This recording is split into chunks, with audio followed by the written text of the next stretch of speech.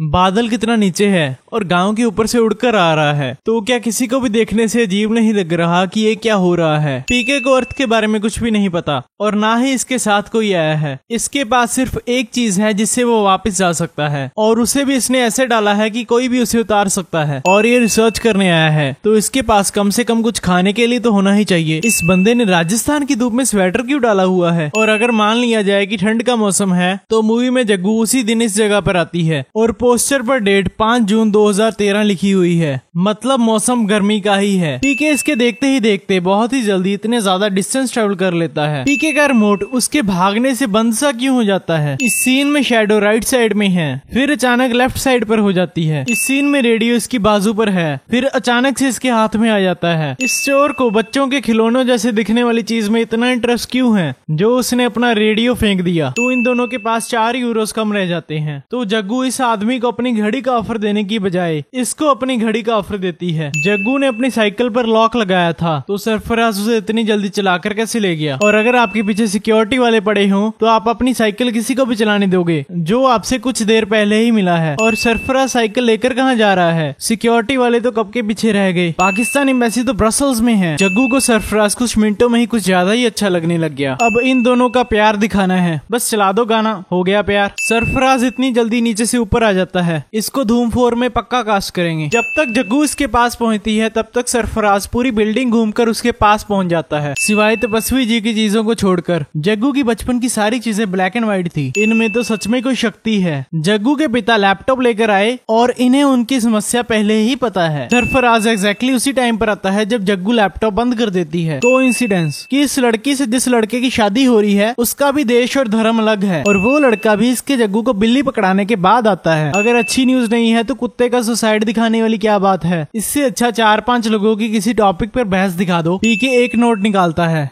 और फिर 1 सेकंड में उसके हाथ में बहुत सारे नोट आ जाते हैं। अगर उसके नोट जेब में ही थे तब भी उसे 500 का नोट वहां से निकालने, अपनी जेब से नोट निकालने में 1 सेकंड से तो ज्यादा ही टाइम लगेगा। अगर ये बंदा थप्पड़ नहीं मार सकता तो पेट में मुक्का तो मार ही सकता है। ये बंदा लॉक तो खोल देता है पर उसे बंद नहीं करता। पीके ने तो 500 निकालकर 300 बीच में डाल दिए थे, पर अब तो इतने पैसे बाहर ही पड़े हैं। इस सीन में पुलिस वाला भी नहीं है और दीवार पर भी कुछ नहीं लिखा हुआ, और अगले सीन में पुलिस वाला भी बैठा है और दीवार पर भी लिखा हुआ है ताकि पीके अपनी जग्गू को समझा सके। इस सीन में जग्गू को इतना ज्यादा डरने की क्या जरूरत थी? इसे बिना खोले तो पुलिस वाला इसके पास भी नहीं आ सकता। पीके अपने प्लेनेट के लोगों की मन की बात सुन सकता है पर वो धरती के लोगों की मन की बात नहीं सुन सकता। क्यों? तो वो इतना श्योर कैसे था कि हाथ पकड़ने से वो भाषा ट्रांसफर कर पाएगा? अगर वो मन की बात नहीं सुन सकता तो शायद भाषा भी ना ट्रांसफर कर पाए। वो इतना श्योर कैसे था? इवन कि इसको ये भी पता है कि एग्जैक्टली 6 घंटे लगे भाषा ट्रांसफर करने में। उस वक्त इसके पास कोई घड़ी तो थी नहीं, कुछ तो गड़बड़ है। कार की खिड़की खुली है ताकि पीके कपड़े उठा सके। पीके को पहली बार में ही पता लग गया कि शर्ट के बटन कैसे लगाने हैं और पहननी कैसे है। पीके को पहले रुपए के बारे में कुछ नहीं पता था, तो वो इतने दिन खा पी क्या रहा था? वो अपने साथ भी कुछ नहीं लाया था। पीके को महात्मा गांधी की फोटो समोसे के नीचे से मिली, तो पहले इसने समोसा खरीदा होगा और उसके लिए रुपए लगे होंगे, तो उसे पहले ही पता लग गया होगा कि रुपए के नोट से ही कुछ खरीदा जा सकता है। पीके के कपड़े रोज ही चेंज होते हैं, तो कैसे रोज ही डांसिंग कार मिलती है? पीके डांसिंग कार से अपने पैरों में पहनने के लिए कुछ नहीं उठाता, तो उसके पैरों में अपने आप कुछ ना कुछ कैसे आ जाता है? जब टक्कर लगती है तब वो काफी दूर जाकर गिरता है, पर अगले सीन में अचानक वो जहाँ पर गिरा था वहाँ से आगे पहुँच जाता है। इसके एक बार बोलने से पीके किसी आदमी का हाथ नहीं पकड़ता है, पर इसको अभी इसकी लैंग्वेज समझ नहीं आती है, तो फिर पीके अकेली लड़कियों की तरफ क्यों भाग रहा है? गाने में वो कहते हैं छोरा छोरी फर्क न समझे मारे सब पे छलांग, पर पीके गाने में सिर्फ लड़कियों का ही हाथ पकड़ता है। और गांव के लोग तो कमाल के हैं, सभी लोग यहाँ पर डांस करने के लिए आए हैं। पहले ये बंदा पीके के साथ डांस कर रहा था, तो फिर अचानक ये यहाँ पर कैसे पहुँच गया? पीके को कैसे पता कि भाषा ट्रांसफर करने से बोलने लग जाएगा? इनके प्लेनेट पर तो मन में बात करते हैं, तो इसने ये पहले कभी ट्राई नहीं किया होगा। पीके को भगवान के बारे में कुछ नहीं पता,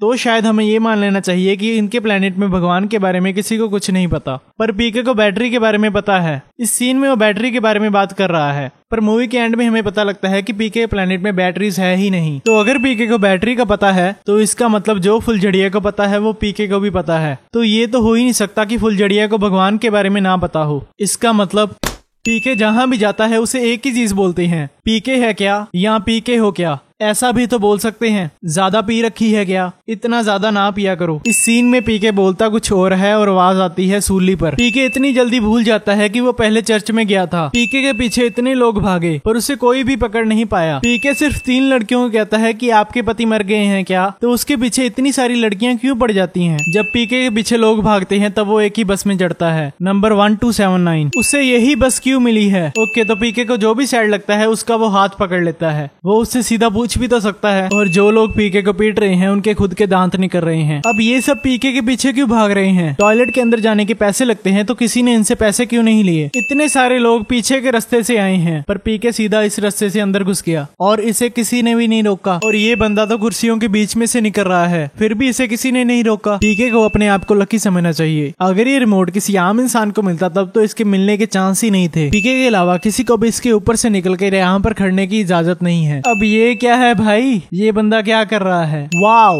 इतने सारे लोग, कुछ लोग तो इंडिया के भी नहीं हैं। अब पीके बता रहा है कि वो जिसका हाथ पकड़ेगा उसके माइंड में जो चल रहा होगा वो उसे पता लग जाएगा, पर उस वक्त तो ऐसा नहीं हुआ था। तो पीके ये भी चूज कर सकता है कि उसे अपने अंदर क्या क्या ट्रांसफर करना है। ये आदमी पीके और जग्गू की बात करने से पहले जल्दी में निकला था और पीके और जग्गू 40 सेकंड से ऊपर बात करते हैं फिर भी वो आदमी वहां तक ही पहुंचा है। इसके अलावा और क्या रीजन हो सकता है कि जग्गू उसका पीछा कर सके। पीके जग्गू से कहता है कि जब से वो इस प्लेनेट पर आया है सभी ने उससे पैसा लिया है, उसे अभी तक किसी ने भी पैसा नहीं दिया। पर उसने खुद ने तो कहा था कि ब्रिज वाला जेंटलमैन इसके लिए पैसा लेकर खड़ा होता था। असल में तो वो पीके के लिए नहीं खड़ा होता था, पर पीके को तो ऐसा ही लगता था। तो फिर वो जग्गू को भी जेंटलमैन बुलाता है और कहता है कि उसके पैसा देने की वजह से उसने उसे सब कुछ बता दिया। तो क्या इसने उस ब्रिज वाले बंदे को भी सब कुछ बताया होगा। कॉल करने वाला इतना बेवकूफ था कि जग्गू उसे कितनी बार कहती है कि ये रॉन्ग नंबर है, फिर भी वो कॉल करता रहता है। और जब जग्गू उसके साथ मजाक करती है तब वो उसे सीरियस ले लेता है। ये बंदा तपस्वी से कहता है कि मेरी बीवी 6 महीने से पैरालाइज है और डॉक्टरों ने अपने हाथ उठा दिए हैं। और मजे की बात यह है कि तपस्वी भी अपना हाथ उसी वक्त उठा लेता है। मैं तो कुछ नहीं कर सकता भाई। तपस्वी सभी लोगों के सामने उससे इशारा करता है। जग्गू कहती है कि पीके ने एक अहम सवाल उठाया है और पीके कहता है का। लोग सोचेंगे कि जिसने सवाल उठाया है उसे खुद ही नहीं पता कि सवाल है क्या, उसकी पॉकेट में क्या है ये इतनी पास से भी दिखाई नहीं दे रहा। और तपस्वी को इतनी दूर से शक हो जाता है कि उसकी पॉकेट में सिगरेट है। इस बंदे में सही में पावर्स हैं। अगर पीके इन सभी लोगों को अलग कपड़ों में लेकर आया है और उनका धर्म पूछ रहा है तो ऑब्वियसली उसका कोई प्लान तो होगा। मगर इस बार तपस्वी जी की पावर्स काम नहीं करती और इन्होंने पीके को इस बार अंदर ही क्यों आने दिया। जब पीके इसे पगड़ी उतारने के लिए कहता है तभी अपना हाथ पहले ही पगड़ी पर लेकर जा चुका होता है। तो क्या इस सब की इन्होंने पहले प्रैक्टिस की थी। पीके की बॉडी पर से निशान कहाँ पर गए। अब बाहर निकालने का क्या फायदा, अब जो उसने कहना था वो तो कह दिया, ये तो पहले करना चाहिए था। जग्गू को ये नहीं पता कि पीके असल में बताना क्या चाहता है, पर फिर भी वो कहती है कि अगर इसकी बात बकवास निकली तो ये शो बंद कर देगी। वाओ।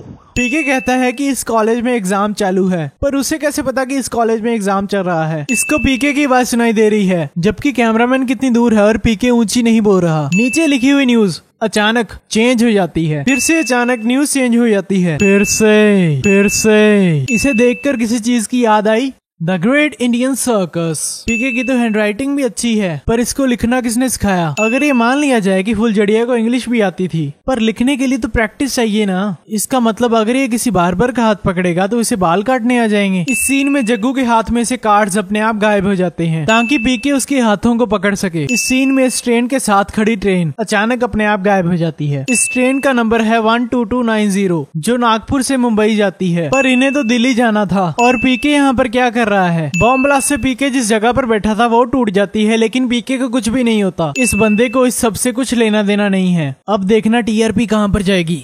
या इस सीन में तपस्वी जी कहते हैं कि आप मैरिज रजिस्ट्रार के ऑफिस में गई थी, पर जग्गू तो चर्च में गई थी। पाकिस्तान एम्बेसी संडे को बंद होती है, तो ये सीन पॉसिबल ही नहीं था। पाकिस्तान की एम्बेसी के सारे लोग अपना काम छोड़कर इसके पास आकर खड़े हो गए। हाँ, 2-4 लोग और आ जाओ, कई लोग तो काफी पीछे से आ रहे हैं। ये शो शाम के 6 बजे शूट करना शुरू किया गया था और अब शो खत्म होने वाला है, तो अभी भी इनके घर के बाहर इतनी रोशनी क्यों है। और अगर ये शो रिकॉर्डेड है तो जग्गू की मॉम उसी टाइम पर ये शो कैसे देख रही है। सरफराज जग्गू से सही में बहुत प्यार करता था, अभी तक वही कपड़े डाले हैं। चलो कपड़ों का तो छोड़ो, अभी तक पेन भी वहीं पर लगा हुआ है। पीके ने ये रिकॉर्ड कब किया, उस वक्त तो वो सोकर उठा था और उसे जग्गू से प्यार का एहसास भी इस सीन के बाद ही हुआ था। और बाकी सब भी इसने बिना रिकॉर्ड बटन दबाए रिकॉर्ड कर लिया। जग्गू की वॉइस इतनी क्लियर कैसे है। जग्गू इन्हें बिना कवर के उठाती है और और रखती इन्हें कवर के साथ है। इस कार्ड को तो पीके ने स्टेशन पर अच्छे से मरोड़ दिया था, तो ये अभी तक सही कैसे है? इस स्पेसशिप को रिमोट से दिल्ली के किसी खाली एरिया में भी बुलाया जा सकता था। आखिरकार पीके भी झूठ बोलना सीख ही गया। इस बात की खुशी है कि हमने पीके को कुछ अच्छा सिखा के भेजा। ये पिक किसने ली? उस वक्त जग्गू के हाथ में कैमरा तो था नहीं। जग्गू बताती है कि पीके 400 करोड़ मील दूर चला गया, पर उसे कैसे पता कि उसका प्लेनेट यहाँ से कितनी दूर है? लगता है पीके के प्लेनेट में भी रेडबुल मिलती है, तभी तो स्पेसशिप इतने बढ़िया तरीके से उड़ रही है। हमें भी इनसे रेडबुल का सही इस्तेमाल करना सीखना चाहिए। पीके सभी को बोलकर क्यों इंस्ट्रक्शंस दे रहा है? उसने खुद ने तो कहा था कि हम तो मन की बात भी सुन सकते हैं। पीके सभी को अपना रिमोट छुपाने के लिए कहता है, पर उसने खुद रिमोट गले में ही डाला हुआ है। पीके कह रहा है कि हम उतरते ही डांसिंग कार से कपड़े चुराएंगे, पर इसे इतने सारे डांसिंग कार्स मिलेंगे कहाँ से? पीके फिर से इंडिया ही क्यों आया? इस बार कोई और कंट्री घूम ले।